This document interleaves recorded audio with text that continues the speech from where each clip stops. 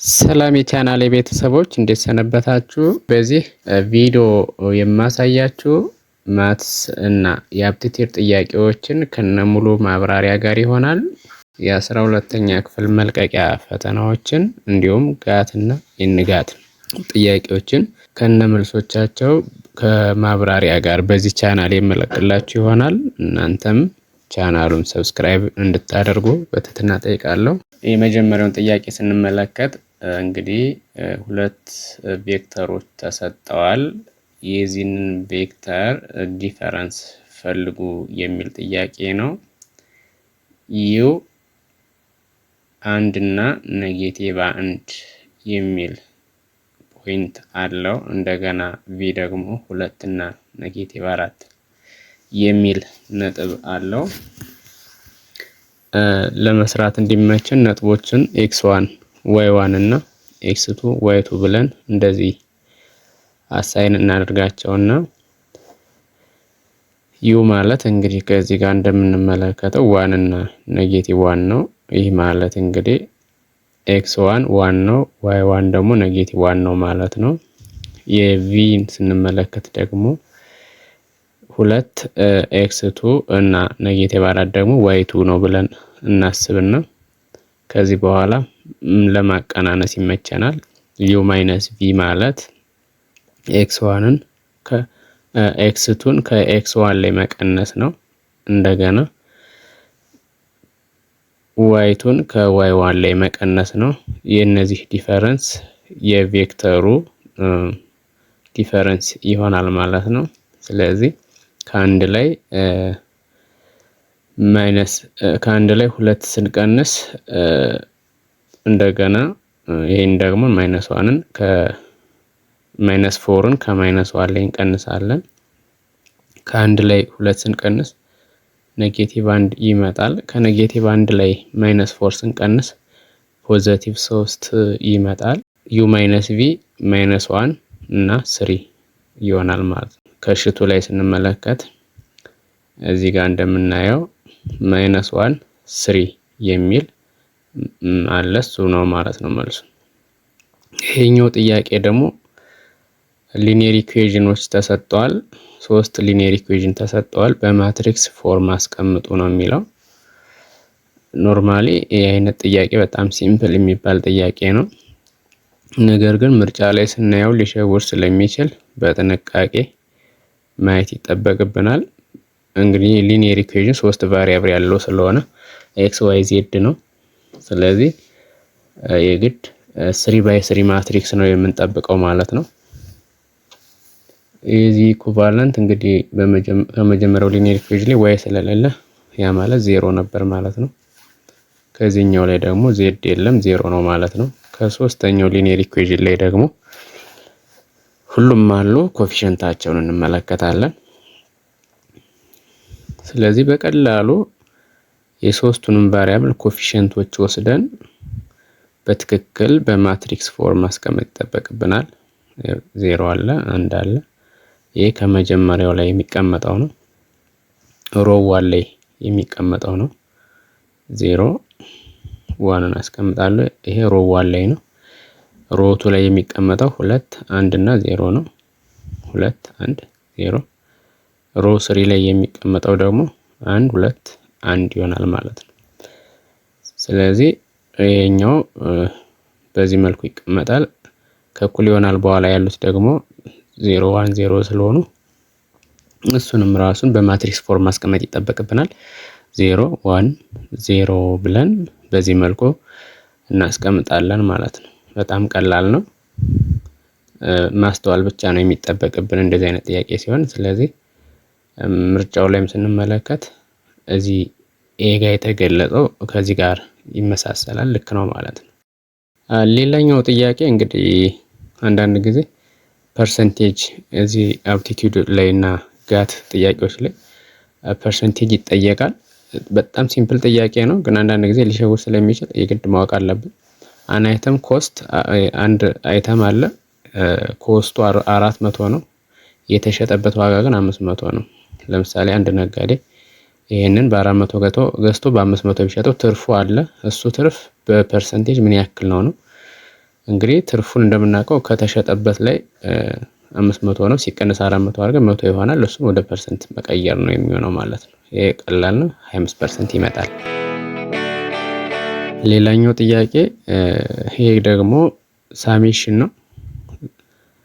ሳሜሽን እንግዲህ አይተሬት እያደረግን ሰም የምናደርገው ጥያቄ ነው። ዘ ሰም ኦፍ 2k ማይነስ 1 k ከ1 እስከ 4 ድረስ አይተሬት እያደረግን ወይም 4 ጊዜ 2k ማይነስ 1ን እንደምራለን ማለት ነው። ስለዚህ k 1 ሲሆን 2k ማይነስ 1 የሚለውን ስንሰራው 1 ይመጣል። k 2 ሲሆን ደግሞ 3 ይመጣል።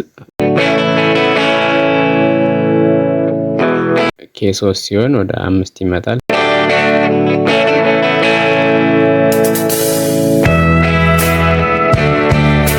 k 4 ሲሆን 4 ሲበዛ 2 8 ነው። ሲቀነስ 1 7 ይመጣል። ስለዚህ ይሄኛውን k እንግዲህ 4 ሲሆን አይተሬሽኑ ስላለቀ ወይም ድግግሞች ስላለቀ እዚህ ላይ እናቆምና ከላይ ያገኘናቸውን አራቱን ቁጥሮች እንደምራቸዋለን። 1 ሲደመር 3 ሲደመር 5 ሲደመር 7 አድርገን ይሄኛው 4 ይመጣል። ይሄኛው ደግሞ 12 ይመጣል። በአጠቃላይ 16 ይመጣል ማለት። ስለዚህ 16 ይሆናል መልሱ ማለት ነው። ይሄ ጥያቄ ከዘንድሮ ከ12 ክፍል ፈተና ላይ ያየሁት ነው ማለት ነው። ሌላው እንደዚህ አይነት ፋክቶራይዜሽን ጥያቄ ይጠየቃል። ኤክስ ስኩዌር ፕላስ 5x ፕላስ 6 ይላል ኢዝ ኢኳል ቱ 0። ይሄኛው ነገር 0 ሊመጣ የሚችለው ኤክስ ስንት ሲሆን ነው የሚል ጥያቄ ነው። ይህንን እንግዲህ የምንሰራው ፋክተራይዝ በማድረግ ነው ማለት ነው። ስለዚህ we have to find the factors of 6 ስናደምራቸው 5 የሚመጡና ስናባዛቸው 6 የሚመጡ ፈልገን እነሱ ቁጥሮች የግድ ከኤክስ ጋር ተደምረው ወይም ተቀንሰው 0 የሚሰጡ ከሆነ ቁጥሮቹ እነሱ ይሆናሉ ማለት። ስለዚህ ምን እናደርጋለን? ስናባዛው 6 የሚመጣና ስንደምረው 5 የሚመጣ 2 እና 3 ናቸው። ቼክ ማድረግ እንችላለን። ስለዚህ ይሄ ማለት በሌላ አገላለጽ ስንተነትነው ኤክስ ፕላስ 2 እና ኤክስ ፕላስ 3 ማለት ነው። ይህንን ኤክስፓንድ ስናደርገው በዚህ መልኩ ይመጣል። ስለዚህ ይሄ 0 ሊሆን የሚችለው ከሁለት አንዱ 0 ሲሆን ነው። ወይ ኤክስ ፕላስ 2 0 ሲሆን ነው፣ ወይ ደግሞ ኤክስ ፕላስ 3 0 ሲሆን ነው። አባዛት ስለሆነ የኛው ማለት ነው። ስለዚህ ኤክስ ኢዝ ኢኳል ቱ ማይነስ 2 ሲሆን 0 ይመጣል፣ ወይም ደግሞ ኤክስ ኢዝ ኢኳል ቱ ማይነስ 3 ሲሆን 0 ይመጣል ማለት ነው። ስለዚህ ሶሉሽናችን ኤክስ ማይነስ 2 እና ኤክስ ማይነስ 3 ይሆናል ማለት ነው። ሌላኛው ጥያቄ ደግሞ the sum of two numbers is 20 and their difference is 4 ይላል። ይሄ ደግሞ ሁለት ቁጥሮች አሉ፣ ስንደምራቸው 20 ስናቀናንሳቸው 4 የሚመጣ ነው የሚለን። እሱን ለመስራት ደግሞ እስቲ ቁጥሮችን ኤክስ እና ዋይ ብለናቸዋል። ስንደምረው 20 ስንቀንሰው 4 የሚመጣ ቁጥር። ይህንን ሰብስቲቲዩሽን ሜተድ ልጠቀምና ኤክስ ማለት መጀመሪያ 20 ሲቀነስ ዋይ ነው ብዬ ላስቀምጠውና ከዚያ እዚህኛው ኢኩዌሽን ላይ ኤክስ ማይነስ ዋይ የሚለው ላይ እኩል ነው 4 የሚለው ላይ ያኛውን ሰብስቲት ማድረግ እችላለሁ። ይሄም ቱ ሲምፕል ነው። ስለዚህ 20 ማይነስ ዋይ ይሆናል። እዚህ ስንተካው 20 ማይነስ 2 ዋይ ኢዝ ኢኳል ቱ 4 ይሆንና ስለዚህ ይሄንን ዋይን መፈለግ ነው የሚጠበቅብን። ዋይ ኢዝ ኢኳል ቱ ወይ 4ን ወደዚያ የምትን እናቀናንስና የኛው ወደዚያ ሲል ፖዚቲቭ ይሆናል። በቀላሉ ዋይን በዚህ መልኩ 8 ይመጣል ማግኘት እንችላለን ማለት ነው።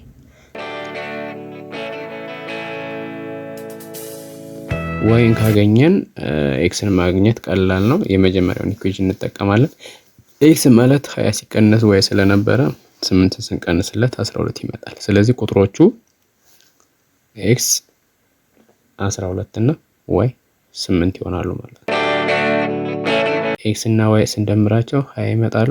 ከ12 ላይ 8 ስንቀንስ ደግሞ 4 ይመጣል። ልክ ነው ማለት ነው። ስለዚህ ወርድ ፕሮብሌም እንደዚህ ሲመጣ ወደ ቁጥር ቀይረን መስራት ይጠበቅብናል። ይሄኛውም ሌላው የዘንድሮ የ12ኛ ክፍል ፈተና የመጣ ጥያቄ ነው። ይሄ ደግሞ ይህም ቀላል ጥያቄ ነው። ነገር ግን እነዚህ ህጎችን ማስታወስ ይጠበቅብናል። ሳይን ፓይ ምንድነው፣ ኮስ ዜሮ ምንድነው የሚሉትን ላን ዋን ምንድነው፣ ቫልዩ ምንድነው የሚለውን ህጉን ከማወቅ ጋር የሚገናኝ ጥያቄ ነው እንጂ ሌላ የተለየ ነገር የለውም። ሲምፕል አርቲሜቲክ ጥያቄ ነው። የምንደምረው ነው፣ ቁጥሮችን እየተካን የምንደምረው ነው። ነገር ግን እዚህ ጋር ልብ ልንለው የሚገባ በትክክል ህጎችን ማወቅ ነው። ኮስ ፓይ ምን ይሆናል፣ ኮስ ዜሮ ምን ይሆናል፣ ሳይን ፓይ ምን ይሆናል፣ ላን ዜሮ ምን ይሆናል፣ ላን ዋን ምን ይሆናል የሚሉትን ህጎችን በትክክል ማወቅ ይጠበቅብናል። ስለዚህ የተጠየቅነው ኤፍ ኦፍ ዋን ማይነስ 2 ታይምስ ጂ ኦፍ ዜሮ ስለሆነ መጀመሪያ ኤፍ ኦፍ ዋንን እንሰራለን። ኤፍ ኦፍ ኤክስ ኢኩዌዥኑ ከላይ ስለተሰጠ ኤፍ ኦፍ ዋን በኤክስ ፈንታ እንደዚህ እየተካን እንሰራለን ማለት ነው። ስለዚህ ኤክስ ላይ አንድን ስንተካ ሳይን ፓይ ይመጣል። ኤ ዘ ፓወር ኦፍ ኤክስ ስኩዌር ላይ ዋን ስንተካ ኤ ይመጣል። ዜን አብሶሉት ቫልዩ ኦፍ ዋን ኢዝ ዋን ነው። ዋን ኩብድ 3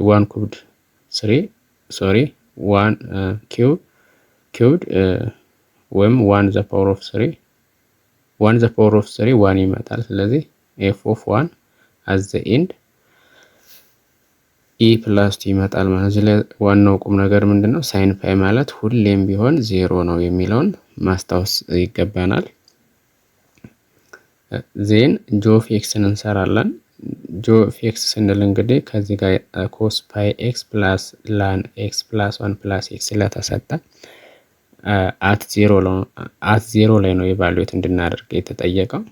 ጂ ኦፍ ዜሮ ስለሚል እዚህ ላይ ዜሮ ስንተካው ኮስ ዜሮ ይመጣል።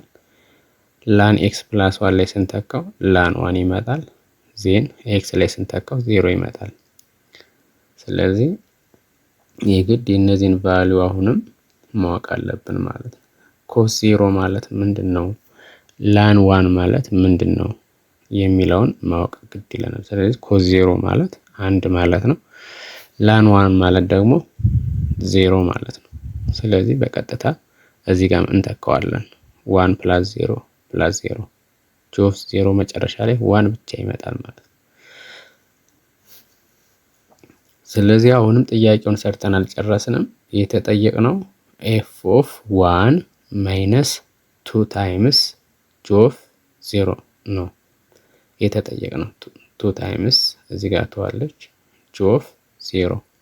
ስለዚህ ኤፍ ኦፍ 1 ከላይ ካልኩሌት አድርገን ያገኘነው አለ። ኤፍ ኦፍ 1 ማለት ኢ ፕላስ 2 ነው። ዜን ማይነስ 2 ጂ ኦፍ 0 ደግሞ 1 ነው። 1 ታይምስ 1 ስለዚህ ኢ ፕላስ 2 ማይነስ 2 ይመጣል። therefore the solution is or the answer is f of 1 minus 2 times g of 0 ማለት ኢ ብቻ ይሆናል ማለት ነው። ስለዚህ ኮስ 0 ላን 1 እና ሳይን ፓይ የሚለውን ካላወቅ ነው ልንሳሳት እንችላለን። እዚህ ጋር ምርጫው ላይ እንደምናየው ቢ ላይ እያየነው እንገኛለን። ሌላው አንዳንድ ጊዜ ደግሞ እንደነዚህ አይነት ቁጥሮች ይሰጡና ነምበር ፓተርን ይሰጠንና ጂኦሜትሪክ ሰሙን ፈልጉ ልንባል እንችላለን። ልክ ጋት ላይ የጋት ፈተና አካባቢ ወይም አፕቲቲዩድ ፈተና ላይ እንደዚህ አይነት ጥያቄዎች ሊመጡ ይችላሉ። ፋይንድ ዘ ጂኦሜትሪክ ሰም ኦፍ 3 6 12 24 ይላልና የግድ እዚህ ጋር ጂኦሜትሪክ ሰም ስንፈልግ ራሱን የቻለ ቀመር አለው። ኤስኤን is equal to a into r the power of n minus 1 over r minus 1 ነው። ሁሌም አር ከአንድ የተለየ መሆን አለበት ነው ለዚህ ፎርሙላ። ስለዚህ ይህንን ፓተርን ስንመለከት ስንቆጥረው 4 ነው። ኤን 4 ነው ማለት ነው። 3 6 12 24 የሚለው 4 ቁጥሮች ናቸው። አር ስንት ነው የሚለውን ለማወቅ የግድ ሪሌሽንሺፕ ማውጣት አለብን። 6 የመጣው በ2 ተባዝቶ ነው። 3 በ2 ተባዝቶ 12 የመጣው 6 በ2 ተባዝቶ ነው። 24 ደግሞ የመጣው 12 ሲባዛ በ2 ነው። ስለዚህ አር ማን ነው? 2 ነው ማለት ነው። አር 2 ነው ማለት ነው። ይህንን ሪሌሽን ካወጣን በኋላ አር ማግኘት ይቻላል ማለት ነው። አሁን የሚቀረን ኤ ነው ማለት ነው። ኤ ደግሞ ሁሌም ቢሆን የመጀመሪያው ኤሌመንት ነው ማለት ነው። ከፓተርናችን ላይ የመጀመሪያው ኤሌመንት ስለሆነ እሱን በቀጥታ የመጀመሪያውን እንወስዳለን ማለት ነው። አሁን ቀመሩን አፕላይ ስናደርገው S4 is equal to 3 into 2 the power of 4 minus 1 over 2 minus 1 ይሆናል ማለት ነው። ስለዚህ ይህንን ስንመለከት 2 the power of 4 ማለት 16 ስለሆነ 3 into ብለን 16 minus 1 እናደርግና 2 minus 1 ደግሞ 1 ስለሆነ just 1 እንልና ስንት ይመጣል? 3 into 15 16 ቅንስ 1 15 so at the end መልሱ ስንት ይሆንልናል? 45። ሌላኛው find the hypotenuse of a right triangle with sides 3 and 4 አንድ ትሪያንግል አለ። ራይት አንግል ትሪያንግል ነው። ራይት አንግል ትሪያንግል ማለት እንግዲህ 90 ዲግሪ ያለው ማለት ነው። ስለዚህ አንደኛው ሳይድ 3 ተሰጥቶናል፣ አንደኛው 4 ተሰጥቶናል። ስለዚህ ሃይፖተነሱን ምን ያህል እንደሆነ ፈልጉ ነው። ስለዚህ በሃይፖተነሱን ለማግኘት a ስኩዌር ፕላስ b ስኩዌር is equal to h ስኩዌር በሚለው ኢኩዌሽን እጠቀማለሁ። ሶ h ስኩዌር ማለት 4 ስኩዌር ሲደመር 3 ስኩዌር ማለት ነው። ኤችን ለማግኘት የዚህኛውን ድምር ራዲካል ውስጥ እናስገባዋለን። ዜን አት ዘ ኤንድ ኤች በቀላሉ ማግኘት እንችላለን ማለት ነው። ይህም በጣም ቀላል ጥያቄ ነው፣ ግን ብዙ ጊዜ እንደዚህ ፈተና ላይ ይመጣል። ሌላኛው ፓተርን ተሰጥቶን ኤንስ ተርም ፈልጉ የሚል ጥያቄ ነው። ኤንስ ተርም የሆነ ሲኩዌንስ ኦፍ ኤ ናምበር ይሰጥና ኤንስ ተርም ፈልጉ ስንባል ብዙ ጊዜ ሊጠየቅ ይችላልና ኤንስ ተርም ማለት ኤ ፕላስ ኤን ማይነስ 1 ታይምስ ዲ የሚል ኢኩዌሽን ነው። ይሄ ሁሌም ይሰራል። ኤንስ ተርም ፈልጉ ከተባለ ኤ ሲደመር ኤን ማይነስ 1 ታይምስ ዲ ብለን መስራት ይጠበቅብናል። ኤ ሁሌም ቢሆን የመጀመሪያው ተርም ነው። በዚህ ልንሳሳት አይገባም። ኤን ደግሞ ምን ያክል ተርም ኤንዝ ተብሎ ኦልሬዲ ጊቭን ስለተሰጠን 15 ነው ወስጄዋለሁ። ልንሳሳት የምንችለው ወይም ደግሞ ካልኩሌት ማድረግ የሚጠበቅብን ማንን ነው? ዲን ነው። ዲ ብዙ ጊዜ ክሊርሊ ስለማይሰጥ እኛ ፈልገን ማግኘት ይገባናል። ከዚህ ጋር ከሪሌሽንሺፑ ስንመለከት የግድ 4 መሆን አለበት። ምክንያቱም በ3 እና በ7 መካከል 4 ልዩነት አለ። በ7 እና በ11 መካከል 4 ልዩነት አለ። ስለዚህ እንደዚህ እያለ 15ኛውን ተርም ፈልጉ ስለተባል የግድ ዲን 4 ስላገኘን ቀጥታ መተካት ይሆናል ማለት 3 ፕላስ 15 ከላይ ስለተሰጠን ሲቀነስ 1 ሲባዛ በ4 ዲፈረንሳችን 4 ስለሆነ ማለት ነው። ስለዚህ ይህንን በቀላሉ 14 ሲባዛ በ4 ስለዚህ ይሄኛው 3 ሲደመር ይሄኛው እንዲያና ኦኬ 4 16 እንዳለኝ 56 ስለዚህ ይሄን ስንደምረው 59 ይመጣል ማለት ነው። ስለዚህ መልሳችን 59 ይሆናል። 59 ማለት እንግዲህ በሲኩዌንሱ መሰረት 15ኛው ተርም ሆኖ እናገኘዋለን ማለት ነው። እንቀጥል እንግዲህ እናንተም ቪዲዮውን ላይክ በማድረግ እንዳትረሱ። ሰብስክራይብ ያላደረጋችሁ ካላችሁ ሰብስክራይብ ማድረግ እንዳትረሱ። እስኪ እንቀጥል። ፋይንድ ዘ ስሎፕ ኦፍ ኤ ላይን። ኦኬ ይሄ ጥያቄ ደግሞ ዘ ስሎፕ ኦፍ ኤ ላይን ፓሲንግ ስሩ 1 - 1 ኤንድ 0 1 ኢዝ ኢኳል ቱ ነው የሚለው። ይሄ ደግሞ ስሎፕ ፈልጉ የሚል ጥያቄ ነው። አንድ ላይን አለ። ይህ ላይን ደግሞ የሚያልፍበት ነጥብ ተሰጥቷል። ሁለት ነጥቦች አቋርጦ ነው የሚሄደው። አንደኛው ፖይንት ፒ ተብሏል። የሚያልፍበት 1 እና -1 ኤክስ 1 ዋይ -1 እና 0 ኤክስ 0 ዋይ ደግሞ 1 ላይ ያልፋል ተብሏል። ይሄ ኦልሬዲ የተሰጠን ነው። ዋናው ቁም ነገር እዚህ ጋር ቀመሩን ማወቅ ነው። ስሎፕ ለማግኘት y2 ማይነስ y1 ሲካፈል x2 ሲቀነስ x1 ይህንን ከያዘን ምንም ልንሳሳት አንችልም ማለት ነው። ነጥቦቹ በግልጽ ተሰጥተዋል። ቀመሩ ይሄ ነው። ግልጽ ለማድረግ ያክል እንግዲህ ይህንን xy ግራፍ ብንስለው x1 አለ y1 አለ እንደገና x2 እና y2 ደግሞ ፖይንት ኪው ላይ ያለው ማለት ነው። 0 ላይ ነው x ያለው። እንደገና ወደ ላይ ከፍ ስንል ደግሞ የy ዋጋ 1 ነው እዚህ ጋር። ስለዚህ ኢንተርሴክት የሚያደርግበት ቦታ የግድ የሚያልፍበት ቦታ የግድ ምን ሊሆን ይገባል? ኦኬ እዚህ ጋር 0 እና 1 እዚህ ጋር ነው ያለው ፖዚቲቭ ስለሆነ ይሄኛው ደግሞ 1 እና -1 ዋይ ኔጌቲቭ ስለሆነ የግድ ከአክሲሱ ወደ ታች ነው የሚሆነው። 1 እና -1 እዚህ ጋር ነው ያለው።